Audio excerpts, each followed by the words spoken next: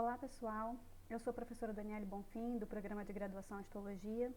Nessa videoaula nós vamos falar sobre cartilagem, que é um tecido conjuntivo especial, e mais especificamente nós vamos nos ater aos seus conceitos e características gerais. Depois, em videoaulas subsequentes, nós vamos aprofundando outros tópicos referentes à cartilagem. Bem, então como eu já comecei falando com vocês, a cartilagem é um tipo especial de tecido conjuntivo. Logo, a gente vai ver nesse tecido características bastante semelhantes com o que a gente discutiu em tecido conjuntivo. Então, qual é a principal característica, o principal conceito que a gente tem que lembrar quando fala de tecido conjuntivo? Células embebidas em uma extensa matriz extracelular. No caso da cartilagem especificamente, uma primeira grande diferença em relação ao tecido conjuntivo propriamente dito é que a cartilagem não possui vasos sanguíneos, ela é um tecido avascular.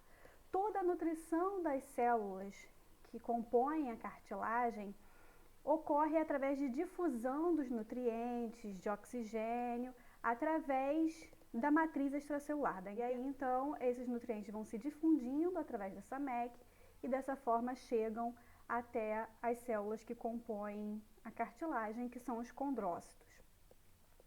Essa MEC, ela também é bastante particular, a gente vai ver alguns elementos que são específicos de cartilagem, tá? A gente vai falar um pouquinho mais à frente. E além, então, de ser um tecido avascular, a cartilagem também não possui nervos, tá? Então, já são duas grandes diferenças importantes em relação ao tecido conjuntivo. E aí, como eu já falei para vocês, as células que compõem a cartilagem são os condrócitos. Os condrócitos também são originados a partir de células mesenquimais indiferenciadas, que a gente vai conversar com um pouco mais de detalhes numa próxima videoaula. E aqui, então, eu trouxe para vocês essa imagem, onde a gente está vendo exatamente a composição típica da cartilagem. As células, que são os condrócitos, que ficam nesses espaços bem definidos que a gente está vendo aqui. Esses espaços são chamados de lacunas, tá? E todo o restante que a gente está vendo entre essas células é matriz extracelular, né? Então, bem condizente com as características de tecido conjuntivo, né? Células embebidas numa extensa quantidade de matriz extracelular. Esses condrócitos, durante a vida adulta, eles vão sendo originados numa taxa bastante lenta, deve-se dizer, através de uma membrana de tecido conjuntivo que envolve as peças de cartilagem. Essa membrana é chamada de pericôndrio. Tá? Então, aqui a gente está vendo nessa imagem, nessa região aqui mais interna da cartilagem, a gente está vendo o tecido já maduro, né? Que é uma imagem parecida com a que eu mostrei anteriormente para vocês. Então, nós estamos vendo aqui os condrócitos presos nas lacunas e envoltos por bastante matriz extracelular, correto? Conforme a gente vai mais para a periferia dessa cartilagem, a gente começa a perceber a existência de células com uma morfologia um pouco diferenciada em relação a esses condrócitos maduros. Aqui, nessa região mais externa, a gente vê células menores, né? E até conforme a gente vai indo mais para fora, elas vão ficando mais achatadas, tá? Então, toda essa porção aqui externa que a gente está vendo compõe o pericôndrio. No pericôndrio, a gente vai ter ainda duas camadas que a gente consegue distinguir. A mais externa, que vai estar em contato diretamente aqui com esse tecido conjuntivo que envolve as peças de cartilagem, essa camada mais externa é chamada de camada fibrosa. O nome já diz por quê, né? Quando a gente olha aqui na imagem, a gente praticamente não vê células, né? A gente vê alguns núcleos aqui de células bem achatados, bem pouco visíveis, tá? E muito mais fibras, né? Então, por conta desse alto teor de fibras, essa porção mais externa é chamada de camada fibrosa. Conforme a gente vai chegando mais próximo à cartilagem, a gente começa a perceber que essas células vão começando a ficar um pouco maiores, né, crescendo em volume, ou seja, elas estão se diferenciando, tá? E aí nessa camada aqui, onde a gente tem essas células que estão na camada mais externa, que começam a sofrer um processo de diferenciação para gerar novos condrócitos, nessa camada aqui, então nós chamamos de camada condrogênica, que aí o nome também já ilustra bastante, ou seja, é uma camada onde a gente está tendo a formação de novos condrócitos que vão dessa forma renovar, manter a homeostase dessa cartilagem. Tá? Então aqui o que a gente está vendo é uma região de condroblastos, que são os condrócitos ainda jovens, em processo de diferenciação. Tá? Então a gente tem aqui condroprogenitores. Assim que esses condroprogenitores recebem estímulos através de fatores de sinalização, eles entram num processo de diferenciação, tá? Gerando condroblastos inicialmente, que vão então alterando a sua morfologia, ficando maiores, mais volumosos, começam a proliferar e aí dessa forma gerar novos condroblastos, que então começam a sintetizar a matriz cartilaginosa e seus componentes específicos. Nesse momento, então, a gente começa a ter grupos de células que estão próximas umas às outras, como a gente está vendo aqui onde eu estou apontando com o cursor, são grupos de células que estão proliferando, e aos poucos esses grupos começam a se distanciar porque uma matriz extracelular vai sendo depositada pelas células. Então esses grupos começam a ir se afastando progressivamente e até o ponto que a gente chega nesse estágio aqui, onde a gente vê os núcleos já um pouco mais distantes um dos outros. Então isso aqui que eu acabei de descrever para vocês caracteriza o que a gente vê na vida adulta como crescimento da cartilagem, tá? Que pode ocorrer de duas formas. Então, a primeira é a aposicional, que é exatamente a formação de novos condroblastos a partir de células do pericôndrio, tá? Então, o pericôndrio vai gerar novos condroblastos que vão começar a proliferar e a formar uma nova matriz cartilaginosa, e dessa forma a cartilagem vai crescendo através das bordas, tá? Então ela vai as camadas novas vão se sobrepondo a essas que já existem, tá? Então por isso aposicional, como se estivesse colocando camadas uma por cima das outras, tá? E o crescimento intersticial, que diz respeito a essa deposição de matriz que começa a acontecer quando esses grupos de condrócitos começam a produzir uma matriz que vai aos poucos separando essas células. Tá? Então imagine que a gente tem um grupo de células aqui, essas células começam a produzir uma matriz e conforme essa matriz vai sendo depositada ao redor das células, os condrócitos começam a se separar, né? Então, se esse tecido está se expandindo, é como se ele estivesse crescendo, né, de dentro para fora, tá? Então, por isso ele é chamado de intersticial. É o crescimento que ocorre dentro da cartilagem, nessa porção mais interna, através da deposição de matriz pelos condrócitos, certo? E aqui nesse slide, a gente consegue ver isso em maiores detalhes. Isso aqui é uma microscopia eletrônica de uma cartilagem de rato. E aqui a gente está vendo os condrócitos. Então percebam, a gente tem dois condrócitos aqui que estão bem próximos um do outro, né? Então significa que são células que proliferaram e aí estão gerando células novas, né? Estão muito próximos uns dos outros.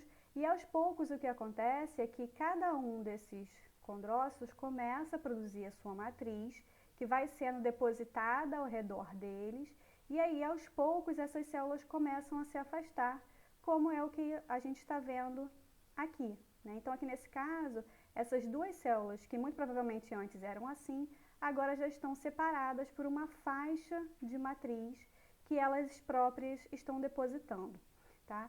Esse grupo de células aqui, que estão proliferando, recebem uma nomenclatura, eles são chamados de grupos isógenos, tá? Ou seja, são células que estão proliferando e gerando outras similares a elas, tá?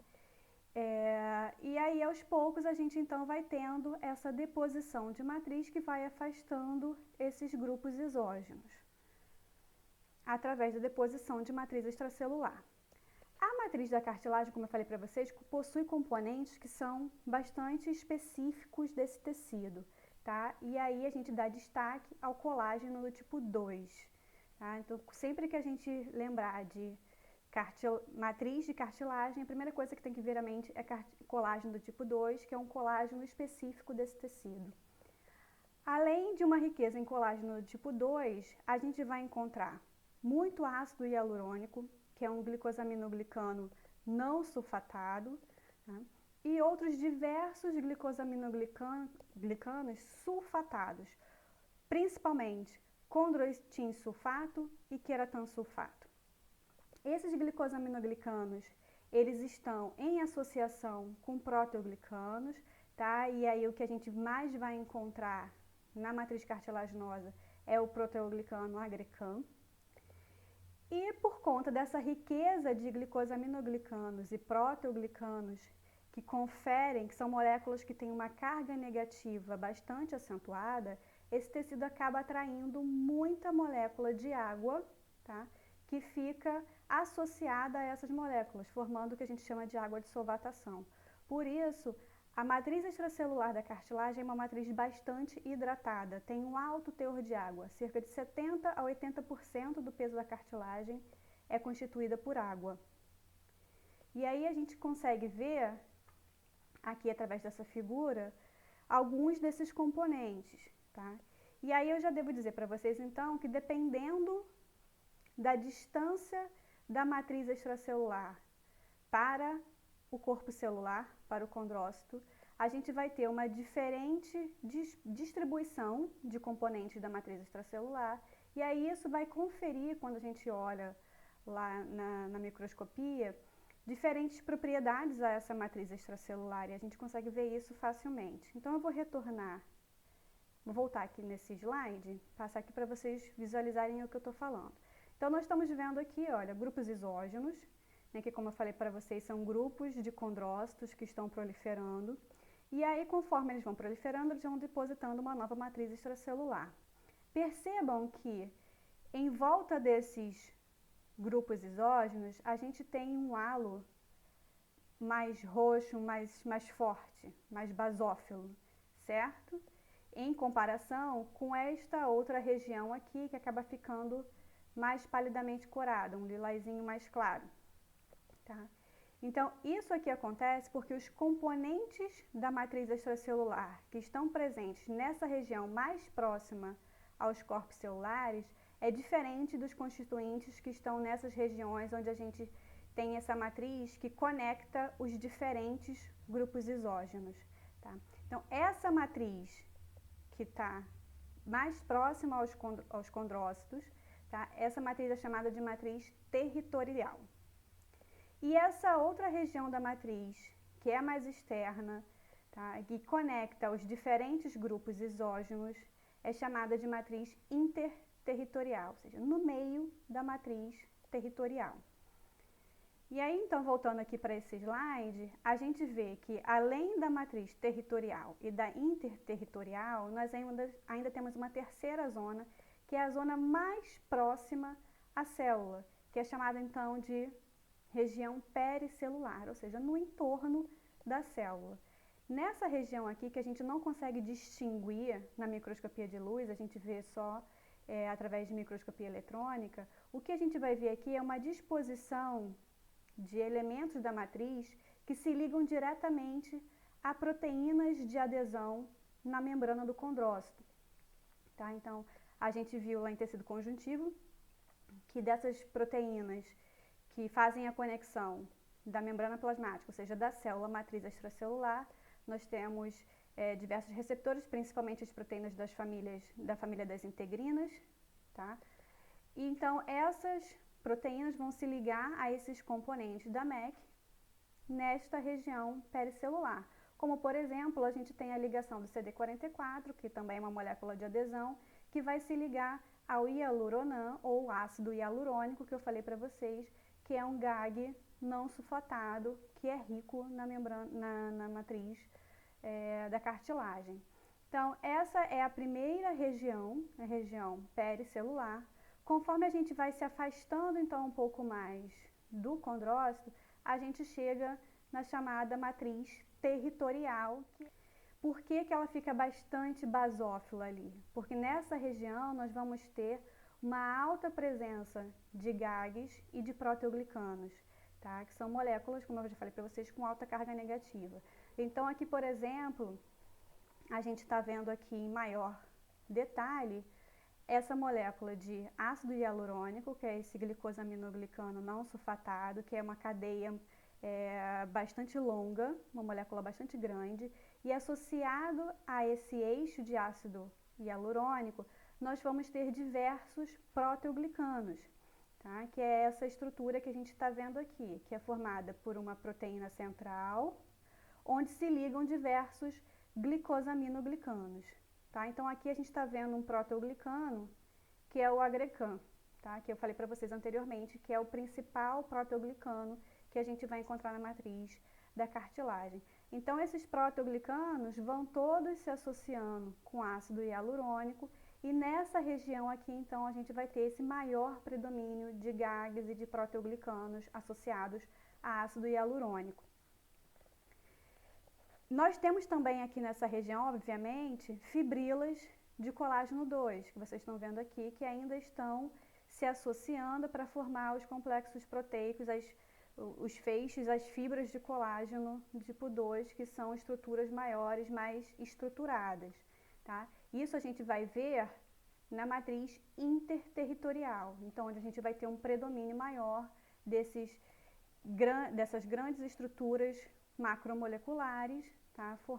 Que vão ser constituídas por fibras de colágeno tipo 2, associadas com diversas outras proteínas, né, proteínas matricelulares, que são proteínas que fazem a associação dessas fibras de colágeno, tá? E claro, também a gente vai ter ainda ácido hialurônico e outros glicosaminoglicanos e proteoglicanos, mas aqui a gente já encontra mais abundantemente a presença das fibras de colágeno tipo 2. Tá? Então, por conta dessa distribuição bastante específica desses componentes, a gente vai acabar visualizando isso no HE desta forma. A gente consegue perceber muito claramente a matriz territorial, tá? Que é uma matriz, por conseguinte, mais jovem, é a que está mais próxima desse condroblasto, e conforme esses elementos então vão se estruturando através de ligações, interações entre essas diversas moléculas e formando esses complexos macromoleculares, né, associados com colágeno do tipo 2, então a gente chega num ponto onde a gente vai ter a chamada matriz interterritorial, que já é uma matriz mais madura, mais bem estabelecida, correto? Então, por enquanto, estes são os conceitos gerais que a gente tem que lembrar de tecido cartilaginoso, e nas próximas videoaulas a gente vai aprofundar alguns outros aspectos que são importantes relativos a esse tecido. Até breve!